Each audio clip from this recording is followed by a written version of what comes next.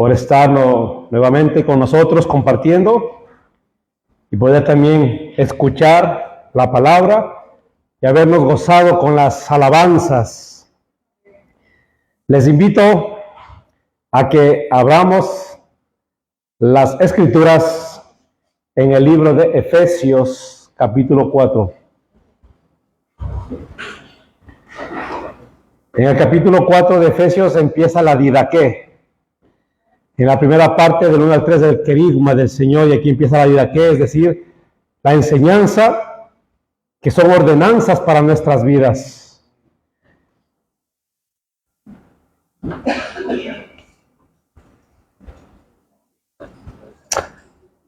Amén. ¿Lo tienen, no? Amén. Vamos a ver algo precioso que nos dice el Señor acerca del llamado a guardar la unidad de la iglesia. El llamado a guardar la unidad de la iglesia. Efesios 4, del 1 al 6 nos dice, miren cómo empieza diciendo el apóstol Pablo.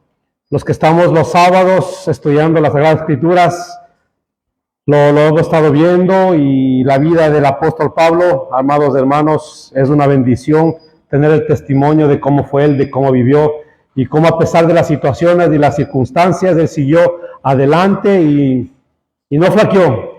Sabía que la corona le esperaba, que la meta estaba adelante, que es Cristo Jesús, y él tenía que proseguir. Y aquí cuando escribe esta carta no es la excepción, él estaba en la cárcel y dice, yo pues preso en el Señor, os ruego que andéis como es digno de la vocación, como fuisteis llamados, con toda humildad y mansedumbre, soportándoos con paciencia los unos a los otros en amor, solícitos en guardar la unidad del Espíritu en el vínculo de la paz, un cuerpo y un espíritu, como fuisteis también llamados en una misma esperanza de vuestra vocación, un Señor, una fe, un bautismo, un Dios y Padre de todos, el cual es sobre todos y por todos y en todos.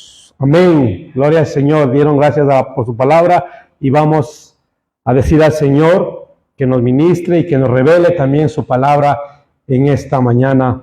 Y empecemos con el versículo 1, lo que dice el apóstol Pablo. Yo pues preso en el Señor, os ruego que andéis, nos dice a nosotros, y le escribe esa carta a los hermanos que estaban en Éfeso.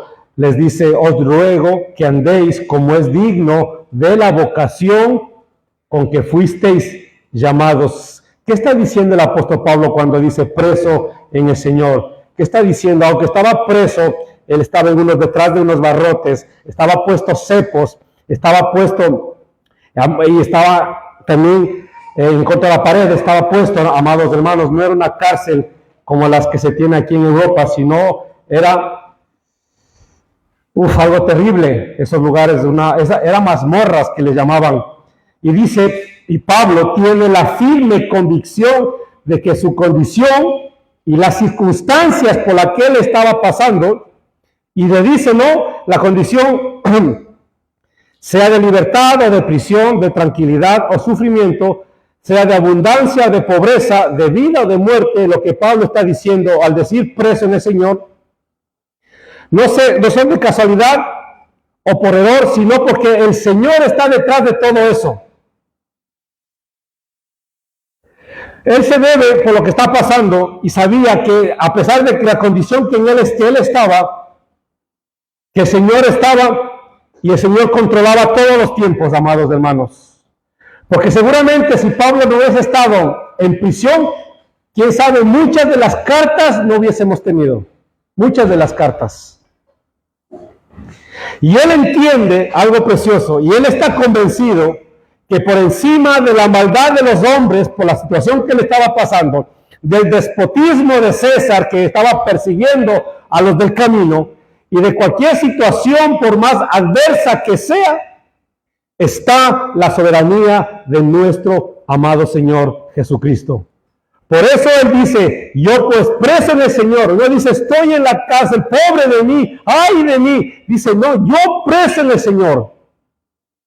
Porque él cree que absolutamente todas las cosas están bajo el señorío de Cristo. Él cree firmemente que Cristo es el Señor. Él cree firmemente que el Señor es el que reina sobre todo y no el César de Roma que le tenía en la cárcel en ese momento. Él sabía que sobre todo gobernaba un ser superior al cual le debemos y al que vive por los siglos de los siglos.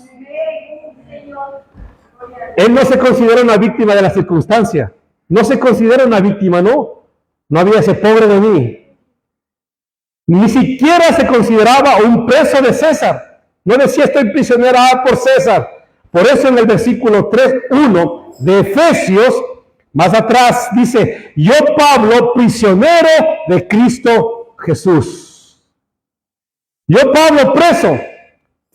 Pese a las circunstancias, a lo que estaba pasando, él estaba diciendo eso. ¿Cuántos de los que estamos aquí decimos eso? Pese a las circunstancias, a las situaciones que estamos pasando. Porque todos sufrimos. Todos pasamos pruebas.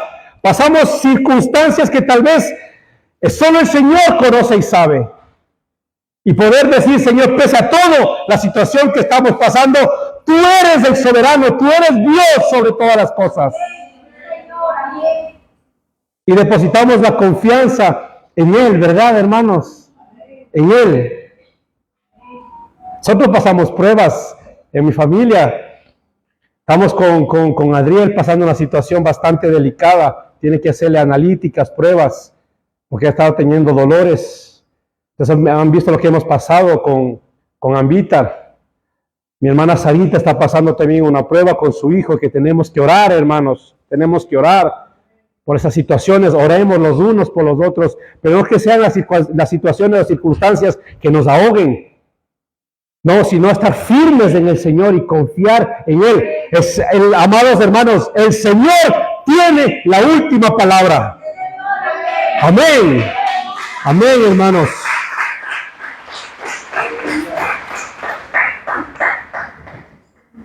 Y Pablo, a pesar de la situación en la que él estaba, nos dice que andemos como es digno de la vocación con que fuimos nosotros llamados. Y nos exhorta a la iglesia y nos dice, iglesia, tenéis que andar como es digno de la vocación con que fuisteis llamados. Y es no propio que andemos nosotros de acuerdo a esta vocación. Vocación en el griego quiere decir klesis y el verbo llamar es kaleo. Ambas tienen la misma raíz. En castellano podemos decir llamamiento como equivalente a vocación. Y nos dice el Señor entonces, o Pablo a través de, en esta carta nos dice que nosotros tenemos que andar con ese llamamiento con el que el Señor nos ha traído. Tenemos que nosotros caminar. ¿Y cuál es nuestra vocación entonces cuando dice el apóstol Pablo? ¿Cuál es esa vocación que está diciendo en esta carta que nosotros tenemos que andar? Es aquello para lo cual Dios nos ha llamado. Dios nos ha llamado ¿a qué, hermanos? A ser uno con todos nuestros hermanos. ¿Con qué vocación tenemos que andar?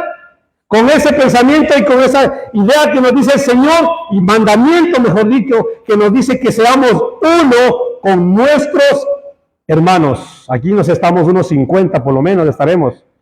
Y el Señor nos dice, pues Javi, tú tienes que ser uno con tus hermanos. Iglesia nos dice que nosotros tenemos que ser uno con nuestros hermanos. Como Él es uno. Actúa de tres maneras, como Padre, como Hijo, como Espíritu Santo, pero Él es uno. Ahí ninguno es más alto que otro. El Padre, la orden universal del Padre, es que, hermanos, que toda rodilla se doble frente a ¿quién? Frente al Hijo. El Hijo estuvo aquí en la tierra y dijo, Padre, yo te he glorificado. Y ahora te pido que me glorifiques con aquella gloria desde tiempos pasados, desde siempre. Esa es la orden. Porque entre los tres no hay que liderazgo, que yo soy más alto que tú, que aquí, que yo te mando. Y tenemos al precioso Espíritu Santo que está entre nosotros, que dijo Jesús, les voy a mandar a uno para que prepare el terreno, para que sea un terreno fértil, para que haga morada, para que les convenzca de pecado, para que les redarguya, para que se arrepientan.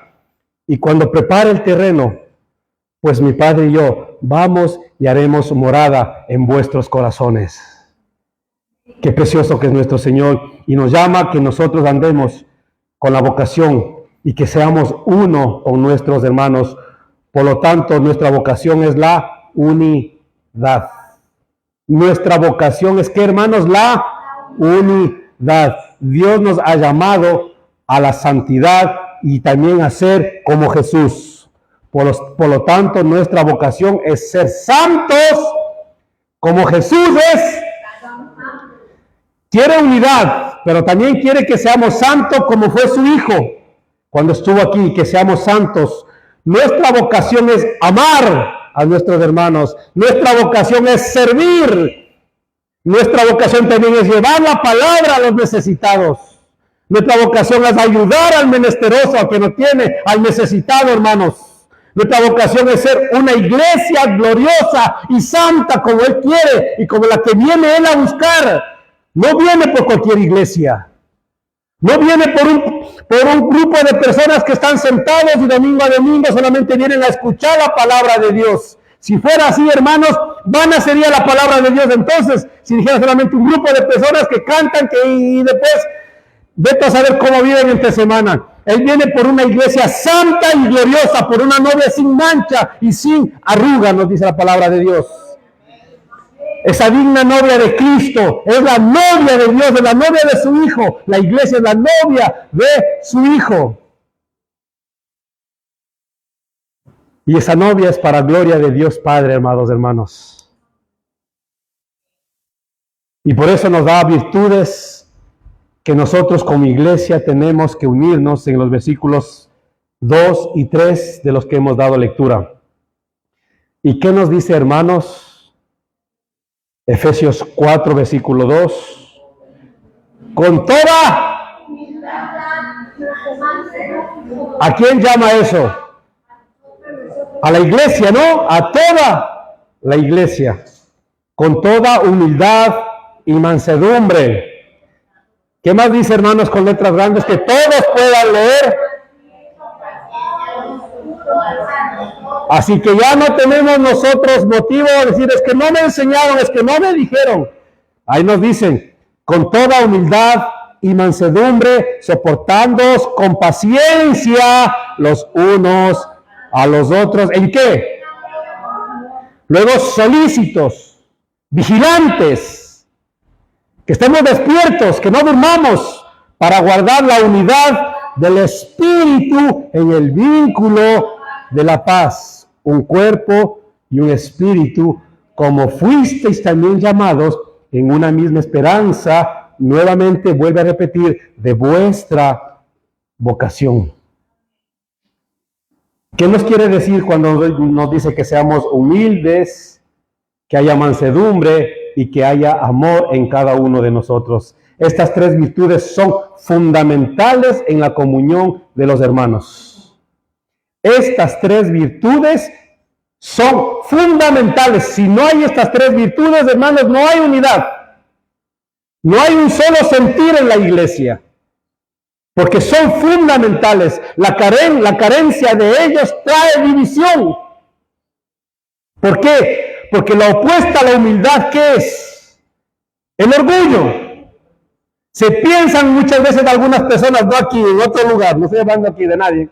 Se piensan que las personas que tal vez se ocupan un lugar ya se creen que son más que otras personas. Cuando eso es sinónimo de humildad para servir a los hermanos. Lo contrario a la humildad es orgullo. No puede haber orgullo. Lo contrario a la mansedumbre, ¿qué es? La rebeldía. La rebeldía. Yo vivo y hago lo que me da la gana. Eso es lo contrario a la mansedumbre, es la rebeldía. Y lo contrario al amor, que hemos repetido cuántas veces, ¿qué es? Lo voy a mandar como hacían en el instituto o en el colegio, que decían cuando no nos quedaba algo, a repetir 1000 veces la palabra. Así que la semana que viene me traen en uno 1000 veces repetido. Lo contrario al amor es el egoísmo. Hemos repetido muchas veces la que sí. Repítanme. O si no, repítanme en el teléfono una vez y después ponen copia, ya está las 1000 veces. Lo contrario al amor es el egoísmo. ¿Por qué? ¿Por qué, hermanos? ¿Por qué es lo contrario? Porque el amor todo lo puede, todo lo sufre, todo lo soporta. El amor no busca lo suyo. El amor no es jactancioso. El amor no es orgulloso. El amor nunca deja de ser. De forma contraria, ¿el orgullo qué es? El orgullo ¿qué es? Jactancioso. Solamente quiere para mí, para mí, para mí. Le importa exactamente igual o nada las demás personas. Lo contrario al amor es el egoísmo. Recuerden eso siempre, no es el odio, sino es el egoísmo. Por eso, hermanos, lo que decimos, la mansedumbre, la humildad y el amor tiene que estar presente en la iglesia de Cristo. Tiene que estar presente. Es que no tengo amor, es que me falta amor. Pues no has nacido de nuevo. No has nacido de nuevo. Es que, Señor, es que este orgullo, no has nacido de nuevo, porque el Señor nos pone ese espíritu de humildad en nosotros. Dios nos pone su espíritu de mansedumbre. Dios nos pone su espíritu y nos llena de amor, porque Él es amor. Él es amor, amados hermanos. Así es, el que ama no ha conocido a Dios. El que no ama no ha conocido a Dios. Entonces somos como las tres caras de un prisma triangular que cual obelisco se hiere en el interior de todos los hijos de Adán, por ejemplo, cuando tienen el orgullo o tienen la rebeldía o tienen el egoísmo. Asimismo, estos tres no pueden separarse, hermanos, porque el que es orgulloso es egoísta y es rebelde. El que es rebelde es orgulloso y es egoísta. Y el que es egoísta es rebelde y es orgulloso. No pueden, no se separan los tres. Es un prisma que está en el corazón del hombre, de los que no han nacido de nuevo. El orgullo contiene al egoísmo, la rebeldía, lo que estamos diciendo, la rebeldía contiene al orgullo, al egoísmo, y así, hermanos, los tres. Jesús, ¿qué dijo en cambio Jesucristo? Si alguno quiere venir en pos de mí, niéguese a sí mismo, tome su cruz y sígame. Niéguese a sí mismo. Nosotros, hermanos, ¿qué somos? Nada. Por misericordia estamos en este lugar. ¿Quién decidió venir aquí? Nadie decidió decir, es que yo voy porque, no, el Señor nos escogió y dijo, yo te voy a poner en ese lugar porque yo te escogí desde antes de la fundación del mundo. Yo te escogí, dice el Señor, no nosotros a nosotros mismos. Si estamos aquí es por su gracia, si estamos aquí es por su misericordia y debemos darle gloria al Señor que por Él estamos en este lugar. Amén. Si alguno quiere venir en pos de mí, niéguese a sí mismo, tome su cruz y sígame. Pasando Jesús por el banco de los tributos, estaba un hombre y le dijo Jesús, sígueme. ¿Y qué hizo ese hombre? ¿Qué dice las Escrituras? Dejándolo todo, lo siguió. Luego fue donde un empresario que tenía barcas, era pescador, se acercó y le dijo, sígueme. Pero Señor, mira, soy pescador, aquí están las redes, deja eso que yo te voy a hacer pescador de hombres. ¿Y qué dice? Dejando las redes, le siguió. ¿Qué hizo? ¿Qué hizo? ¿Qué le pusieron? Su actitud. Se negaron a sí mismo. Mira, Jesucristo caminaba por Capernaum, por todos los lugares. Estaba caminando Jesús. Y había un hombre bajito, pequeñito, que quería verlo, quería conocerlo, pero no podía, no. Seguramente le diría, súbeme a tus hombros. lo siento mucho, búscate la vida. Ese hombre pequeño dice que subió a un árbol. Subió a un árbol para ver a este personaje, a Jesús, que seguramente lo habrá visto en otra ocasión o escuchó hablar. Y ese hombre dice que se subió, ¿no? Y Jesucristo lo tenía preparado ya, porque él también dice en las Escrituras que era hijo de Abraham, de la descendencia de Abraham, hermanos. ¿Y qué dice Jesucristo? Que miró los ojos, alzó los ojos hacia donde estaba, hacia ese árbol, y le dijo: Zaqueo, bájate de ahí, que hoy ceno en tu casa. ¿Qué hizo Zaqueo? ¿Qué hizo Zaqueo? Se bajó. ¿Cuándo vino el arrepentimiento a Zaqueo? Ese momento que escuchó la voz de Dios y obedeció. Y estando en su casa, era un hombre también publicano, muy rico, tenía mucho. Nos dice las Escrituras que estando ahí se levantó gozoso de corazón y dijo que lo que él tenía iba a devolver el doble, y a los que debía hasta 4 veces iba a cuadruplicar. Y Jesús sonreía, y a Jesús le criticaban porque él comía con publicanos y prostitutas, y él mismo dijo, ellos van delante de todos esos religiosos que viven como les da la gana, que se hacen los cristianos, se hacen los evangélicos y hacen y viven como quieren, y ellos que vienen arrepentidos van a ir delante de muchos.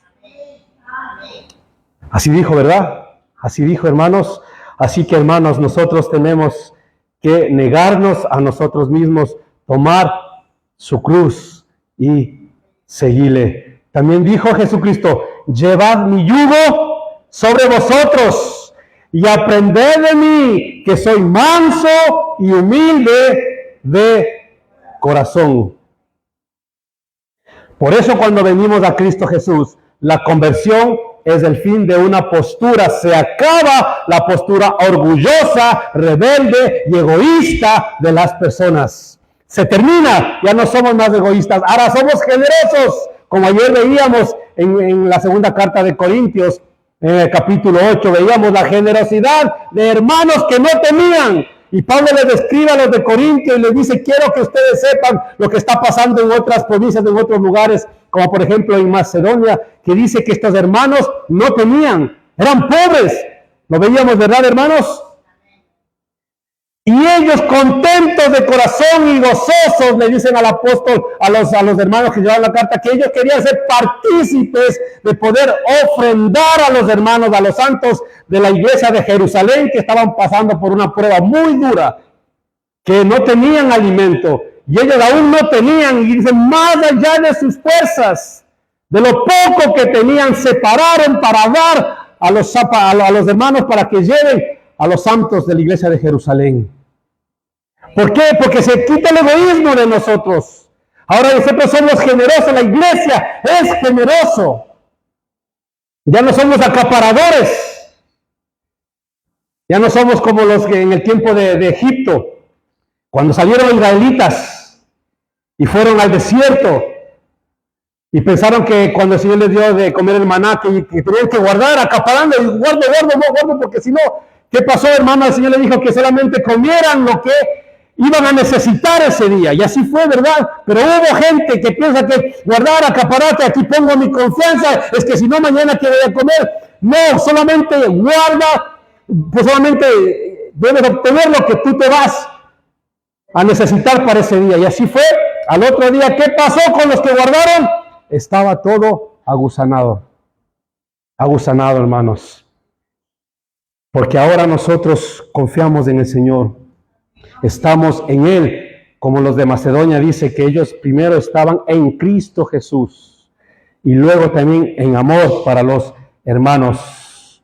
Por eso la conversión es el fin de toda postura orgullosa, rebelde y egoísmo. Y viene a nuestras vidas el bautismo, que es la sepultura de aquel viejo hombre que antes nos gobernaba. ¿Qué es bautismo, hermanos? Es muerte. Es muerte. Por eso hemos dicho aquí y hemos repetido que Cristo no vino a mejorarnos, ¿no? Cristo no vino a mejorarnos. ¿A qué vino Cristo? ¿A qué vino Cristo? Eso no quieren decir, ¿verdad? ¿A qué vino Cristo, hermanos? Cristo vino a matarnos. Nos están viendo por redes sociales, vayan a pensar que estamos hablando literal. Vayan a decir, ya por ejemplo, esa iglesia donde el pastor está mandando a que se suiciden todos. Vayan a pensar que soy la reencarnación de Jim Jones. No, estamos hablando espiritualmente, estamos hablando, amados hermanos, que Dios al viejo hombre vino a matar el viejo hombre. Porque con el bautismo, nosotros nos levantamos en un nuevo hombre, sin orgullo, sin rebeldía y sin egoísmo. El Espíritu Santo, al llenar nuestros corazones, nos otorga una nueva vida y nos transmite las virtudes de Cristo Jesús. Cuando nos bautizamos, amados hermanos, somos nuevos hombres, que viene el Espíritu Santo y nos transmite las virtudes de Cristo. ¿Qué nos transmite? ¿Qué nos pone en nuestros corazones? En nuestros corazones nos pone humildad, nos pone mansedumbre y nos pone amor. Si andamos según la carne, se manifiesta en nosotros. ¿Qué se manifiesta? El viejo hombre. Así es, ¿no? Nosotros somos, como dicen hasta los nutricionistas, los que saben, nosotros somos lo que comemos. ¿Así es, no, Jenny? Somos lo que comemos, ¿no? Somos lo que comemos. Así mismo es en el espíritu. Así mismo es el cristiano. El cristiano es lo que come. Si se alimenta de la carne, ¿qué va a hacer? Un hermano carnalito, carnal. Y si se alimenta del espíritu, ¿qué va a hacer? Un hermano espiritual. Somos lo que le damos de comer a nuestro ser. Y nos dice que debemos ser como el apóstol Pablo dijo, con Cristo estoy juntamente crucificado y ya no vivo yo, mas Cristo vive en mí. ¿No es cierto? Las cosas viejas pasaron, todas son hechas nuevas. Cuando ocurre en la iglesia divisiones, es porque estamos andando en la carne. ¿Por qué les exhorta Pablo a los Corintios en su primera carta? ¿Por qué les dice? Les describe y les dice, ustedes no se les puede tratar como personas maduras. Están en divisiones, están en pleitos, están en críticas, permiten que ahí pase absolutamente de todo, incluso hasta se regocijan. Un chico se está acostando con su madrastra y ustedes no dicen absolutamente nada. ¿Cómo es posible? No les puedo hablar a ustedes como maduros porque ustedes son carnales, les dice el apóstol Pablo a los Corintios. Porque miren todo lo que estaban permitiendo en aquella iglesia, que luego estudiando, hermanos, se arrepienten en el capítulo 2, en la segunda carta a los Corintios, hemos visto que luego se arrepienten, hermanos, pero era una iglesia que vivía en la carnalidad, tremendamente. Y aquí es lo que nos dice, cuando ocurren en las iglesias divisiones, son porque le tiene dominado la carne. Cuando en el corazón tenemos orgullo, nos consideramos superiores a los demás. Pensamos que somos superiores, buscamos ocupar los primeros lugares, es decir, sobresalir, no porque se sienten primeros, porque nuestros jóvenes están siempre sentados primeros, no porque no estoy diciendo eso, sino queremos sobresalir. Se tiene envidia del que prospera, somos sabios de nuestra propia opinión, reclamamos nuestros derechos, nos volvemos severos y duros, tratamos de dominar a otros, no escuchamos consejos, pensamos que lo que nos decimos de eso es lo que se tiene que hacer, porque así tiene que ser. Eso es consecuencia y es división. La rebeldía produce en nosotros también aspectos. ¿Qué produce la rebeldía en el corazón de los hombres? Produce desobediencia, produce insolencia, produce discusiones, enojos, ofensas, peleas, enemistades y aún pecados de inmoralidad muchas veces, porque la rebeldía se dice, yo con mi vida hago lo que yo quiera y vivo como yo quiero. Es que Dios es bueno. Dios quiere que todos seamos felices. No, Dios es santo, primero ante todo, y Dios es justo. Dios es bueno, sí, pero Él es santo y Él es justo. Y la rebeldía divide a la iglesia. El egoísmo, ¿qué nos produce en las personas? Produce la concupiscencia de la carne, produce que sean injustos, la avaricia, la mentira, a querer ser servidos en vez de servir, a buscar nuestro propio interés, a ser dominados por el placer, a buscar nuestra gloria. Ese es el egoísmo, el hedonismo que hay, hermanos, en las personas en este tiempo. ¿Cuál es nuestra mayor necesidad, hermanos? ¿Cuál es nuestra mayor, lo que nosotros debemos hacer? Es andar en el Espíritu, para que las virtudes de Cristo se manifiesten en nuestra manera de vivir y seamos transformados a su semejanza. Entonces la iglesia tiene que andar en el Espíritu. El humilde estima a su hermano superior a sí mismo. El que está en el Espíritu es humilde y estima a su hermano como superior a sí mismo. El humilde, el que está en el Espíritu, honra al hermano, sirve, busca la paz, reconoce su error, escucha el consejo de los hermanos, confiesa sus pecados tanto a Dios como también a los hermanos cuando ha cometido algo en contra de un hermano. Ese es el humilde de corazón. Procura ocupar el último lugar, es decir, no busca sobresalir. Prefiere el oír antes que hablar. Se alegra al ver a otros cuando prosperan, cuando progresan. ¿Y qué es esto? Es el resultado de unidad. Cuando un hermano prospera y tiene, nos alegramos todos. Nos alegramos todos.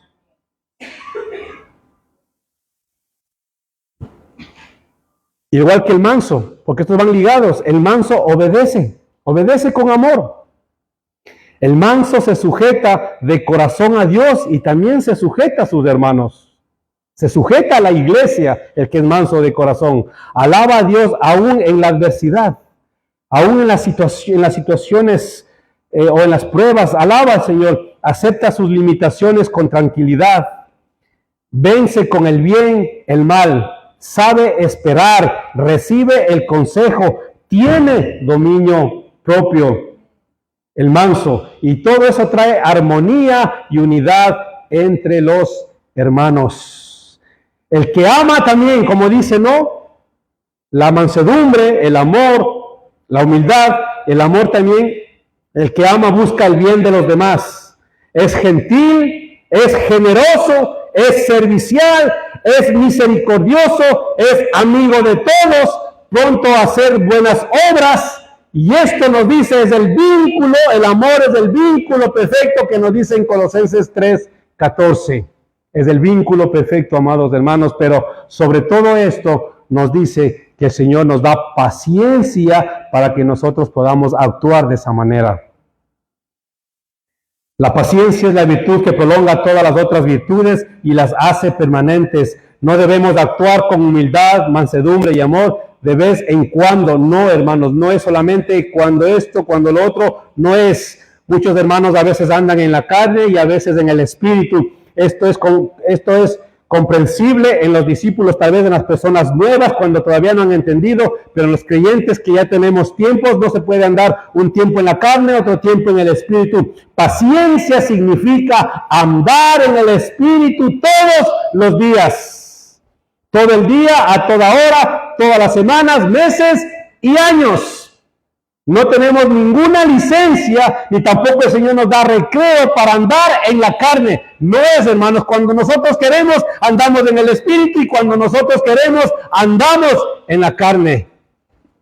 Nos dice el Señor y nos exhorta a que vivamos en el Espíritu. Siempre debemos conducirnos con toda humildad, con toda mansedumbre y con todo el amor que el Señor ha puesto en nuestros corazones. Y cuando alguna vez tal vez la carne puede, inmediatamente nos arrepentimos, pedimos perdón y retomamos nuevamente para andar en el Espíritu. Y nos soportamos con paciencia los unos a los otros en amor, como nos dice. Cometemos errores, sí cometemos errores. Tenemos debilidades, todos tenemos debilidades. Tenemos fallas, sí, tenemos fallas. Somos diferentes, claro que somos diferentes. Y hasta muchas veces tenemos diferentes criterios. Hay hermanos débiles y a veces hay hermanos difíciles. Hay hermanos difíciles. Hay hermanos. Muchas veces nosotros mismos somos difíciles para con otros y no nos damos cuenta. A veces utilizamos palabras ásperas sin darnos cuenta y herimos a las personas. Y tal vez no lo queremos decir. Pero se tiene esa actitud también. También, hermanos. Y eso es lo que decimos a los hermanos, que podemos en el Señor cambiar, hermanos. Podemos cambiar. Hay ocasiones cuando nuestra unidad es fuertemente atacada y percibimos el peligro de una división, como le sucedió a la iglesia de Éfeso, que quería dividirse. Pablo desde la cárcel de Roma le ruega que se soporten mutuamente, pero que jamás se dividan. La misma palabra vale para nosotros, que podemos pasar situaciones, podemos pasar muchas cosas aquí dentro de la iglesia, hermanos. Y el Señor mismo permite que dentro de las iglesias haya muchas veces de estas situaciones para ver cómo está la madurez de la iglesia y de las personas y de los hermanos. Para ver, hermanos. Ahora nosotros ya no nos mueve nada. Por lo menos los que estamos viniendo los sábados y aprendiendo Corintios, ¿verdad, hermanos? Lo que estamos estudiando no nos mueve, porque hemos visto en la carne de Pablo lo que sufrió, como él fue vituperado, él fue criticado, fue menospreciado. Le dijeron, no queremos que ya nos hables tú, queremos a otros. Y sin embargo, él con amor y paciencia, ¿qué decía el apóstol Pablo? Quiero estar con ustedes. Quiero estar con ustedes, quiero compartir con ustedes. Y en el capítulo 7 les decía a los corintios, les decía, me glorío en ustedes. Pero ¿cómo? Me glorío en ustedes, decía a los corintios, porque había llegado el arrepentimiento a ellos, hermanos. ¿Qué situaciones? Nosotros no nos moverá nada, iglesia, no nos moverá nada. Y el apóstol Pablo dice, la unidad del Espíritu en el vínculo de la paz. Que el Señor ilumine los ojos de nuestro entendimiento para que comprendamos que la unidad de la iglesia no es un asunto que depende del interés o de la visión particular de algún movimiento o grupo. No es la visión mía, no es la visión de mi padre, no es la visión de los líderes, no es la visión, hermanos, sino que es el plan de Dios para su iglesia según su propósito eterno, para alabanza de su gloria, cuando dice la unidad del Espíritu en el vínculo de la paz. Y Jesucristo mismo lo dijo Jesucristo. ¿Cómo sabrán que son mis discípulos los de afuera? ¿Cómo sabrán que son mis discípulos? ¿Cómo sabrán que ustedes están en la verdad? ¿Cómo sabrán?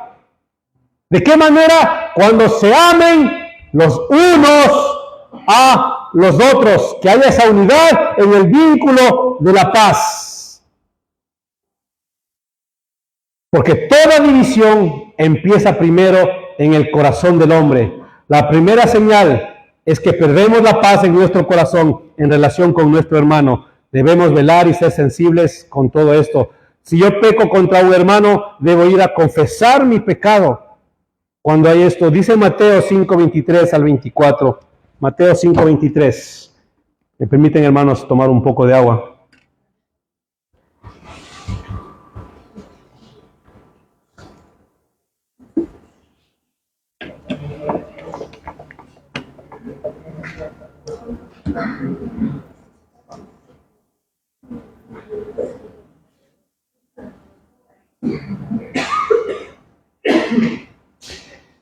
Si yo peco contra un hermano, debo ir a confesar mi pecado, dice no.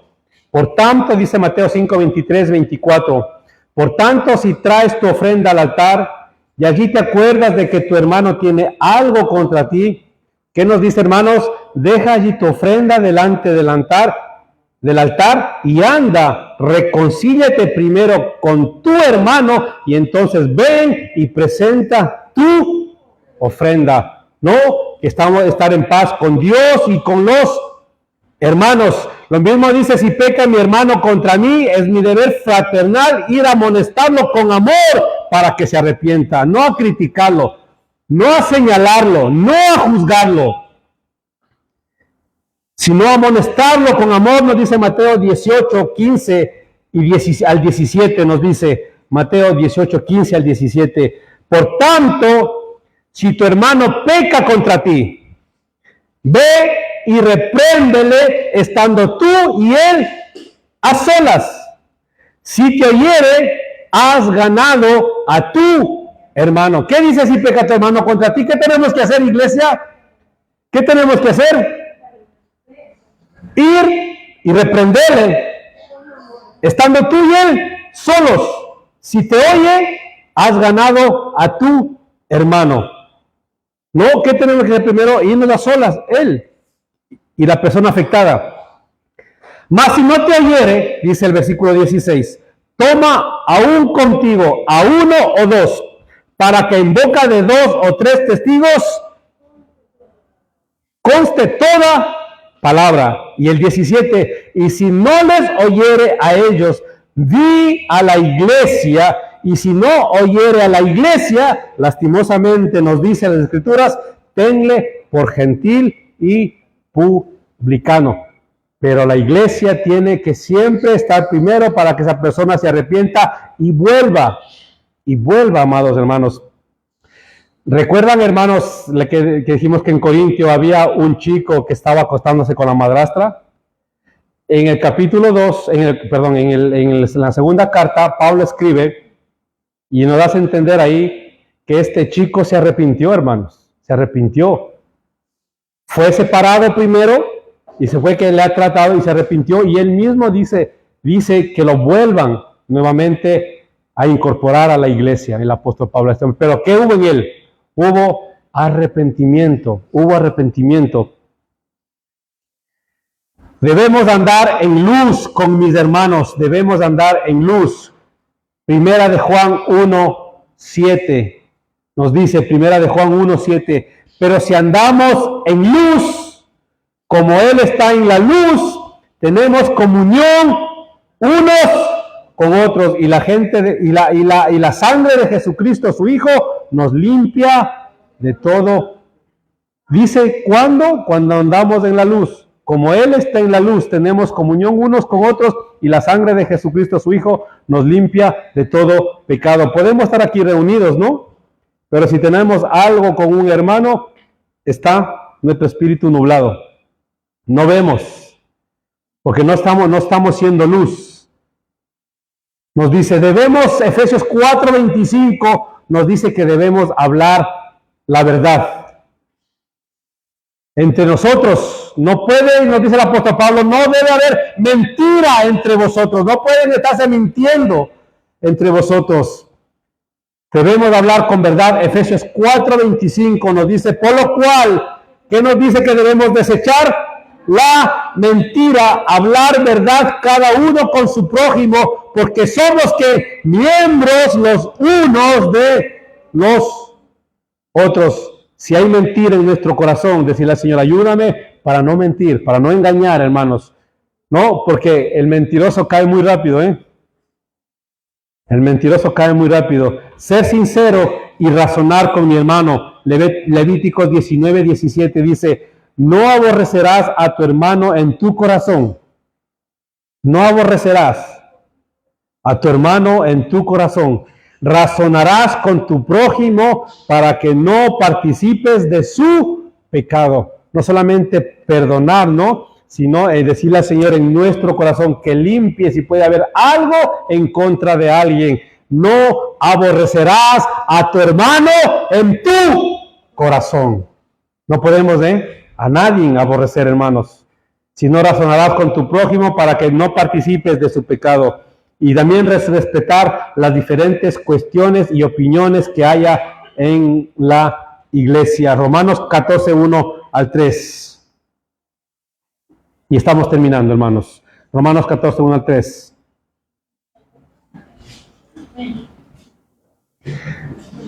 Recibir al débil en la fe, pero no para contender sobre opiniones, porque uno cree que se ha de comer de todo, otro que es débil come legumbres, el que come no menosprecia al que no come, y el que no come no juzgue al que come, porque Dios le ha recibido, ¿no? Si es que esto se come, esto no se debe comer, es que, hermano, esto en la Biblia dice que no debemos comer, y dije esto. No, todo es santificado por el Señor. Hay cosas que no dice que no debemos comer, no come. Si un hermano come, pues no critique. No critique. No está diciendo, no, si un hermano come, quiere comer legumbres, coma legumbres. Si otro quiere comerse un chuletón, pues como un chuletón. Dice, no, no estemos menospreciando, porque el reino de Dios no es comida ni bebida, hermanos. No es comida ni bebida, el reino de los cielos. Y hacer todo lo necesario de nuestra parte para que haya paz entre los hermanos y esa paz sea restaurada en cada iglesia. El Espíritu Santo crea en nosotros el vínculo de la paz con la cual nos relaciona y nos une los unos con los otros. Cuando andamos según la carne, este vínculo se debilita. Cuando andamos en el Espíritu, el vínculo de la paz se fortalece para andar como iglesia. Así como el adulterio primero se comete en el corazón, como dice Mateo 5:28, del mismo modo la división entre hermanos primero sucede en el corazón, porque en el corazón empieza la amargura, los celos, las envidias, los rencores, heridas interiores no sanadas, el orgullo, y también aparece el egoísmo. Debemos de estar constantemente velando a fin de conducirnos en el Espíritu para que las virtudes de Cristo prevalezcan en nuestro corazón, para que las virtudes de Cristo estén presentes en cada uno de nosotros. De este modo guardaremos la unidad del Espíritu. Debemos desechar en nosotros toda actitud, pensamiento y sentimiento carnal y ser hombres y mujeres, como nos dice, espirituales. Debemos ser solícitos en guardar la unidad con los hermanos con los cuales estamos unidos, y también ser solícitos en recuperar la unidad con aquellos hermanos, grupos que se han ido y ser hermanos. No porque se han ido de aquí dejamos de ser hermanos, sino que siempre haya unidad con todos. Claro, tienen la misma doctrina, por supuesto. No vamos a compartir con aquellos que son doctrinas totalmente herégitas. A lo nuestro son totalmente contrarias. Enseñan otras cosas que no son bíblicas. Amados hermanos, entonces vemos en estos versículos que hemos dado lectura y que hemos leído, que el Señor quiere que en su iglesia haya unidad, que en su iglesia haya amor, haya mansedumbre y que desaparezca todo egoísmo y que haya un vínculo en el Espíritu, que haya paz entre cada uno de nosotros. ¿Quién es el mayor de todos, hermanos, aquí? ¿Quién es el mayor? No mi padre, porque es el que más edad tiene, o parece que mi hermano Félix, ¿no? No es el mayor de todos, mi hermano Félix. Por edad, decimos. El mayor de todos aquí en este lugar es el que sirve. Ese es el mayor de todos. Ni siquiera el pastor es el mayor de todos, sino el que sirve. Hoy los hermanos que nos están preparando para que nosotros comamos en semejante calor, como están preparando todos los hermanos que cocinan para nosotros poder irnos de aquí con el estómago lleno. Esos hermanos con amor sirven, cocinan, lo hacen. Amados hermanos, todo eso el Señor lo ve. Esos son los humildes, esos son los que el Señor quiere en el reino de los cielos. No los que dividan, no los orgullosos, no los egoístas. Esos Dios aborrece. Dios no los quiere, no los puede ni ver el Señor. Pero sí exalta al humilde, al que quiere hacer la voluntad de Dios. Amén. Pongámonos de pie, mis hermanos, y damos gracias al Señor por su palabra en esta hora.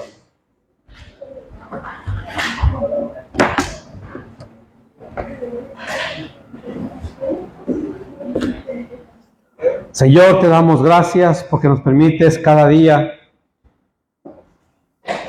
escuchar, conocer, Señor, tu palabra, tus mandamientos, saber el pensamiento tuyo, Señor, a través de las Sagradas Escrituras. Gracias porque a través de tu palabra podemos conocerte y saber quién eres tú, que eres un Dios santo, un Dios justo, un Dios bueno, un Dios misericordioso, un Dios que busca la unidad de su iglesia, que quiere que seamos uno como eres tú. Ayúdanos cada día, Señor. Ayúdanos y a quitarnos si hay orgullo en nosotros, que desaparezca, Señor, como la rebeldía y al igual el egoísmo, Señor. Ayúdanos cada día a ser más iglesia, más unidos, el soportarnos, el estar juntos, el compartir, mi Dios, el conocernos más con hermanos. Ayúdanos cada día a ser así, Señor. Quita de nosotros todo lo que a ti no te agrada, lo que es contrario a tu reino. Señor, mi Dios, gracias. Gracias, mi Dios, porque tú nos has escogido, Señor, y estamos aquí como tu iglesia. Señor, mata en nosotros la carnalidad todos los días. Ayúdanos, Señor, a que el fuego del don del Espíritu sea cada día en nosotros evidente, amado Dios. Y que cada vez que tal vez fallemos, porque somos humanos, tenemos lo adánico en nosotros, Señor, que sepamos reconocer y arrepentirnos y pedirte perdón y continuar. Mi Dios, hasta aquel día que tú nos llames a tu presencia, cuando ya por fin dejemos este cuerpo de muerte, Señor, y por siempre estemos en la eternidad contigo. Ayúdanos a prevalecer, ayúdanos a caminar como tú nos llamaste, Señor, en esta tierra. Ayúdanos cada día a esforzarnos, Señor, porque también tiene un precio, Señor, vivir en santidad. Tiene un precio muy grande, Señor, vivir como tú nos llamaste a vivir, Señor. Y te pedimos que nos ayudes y, Señor, a separarnos de todo lo que a ti no te agrada. Gracias, Padre, por mis hermanos, por su presencia en este lugar. Mi Dios, queremos nosotros glorificar y exaltar tu santo nombre, Padre. Gracias porque tú eres bueno y porque tu misericordia es para siempre. Y todo esto te lo pedimos, Señor, en el precioso nombre de tu amado Hijo Jesús. Amén. Amén.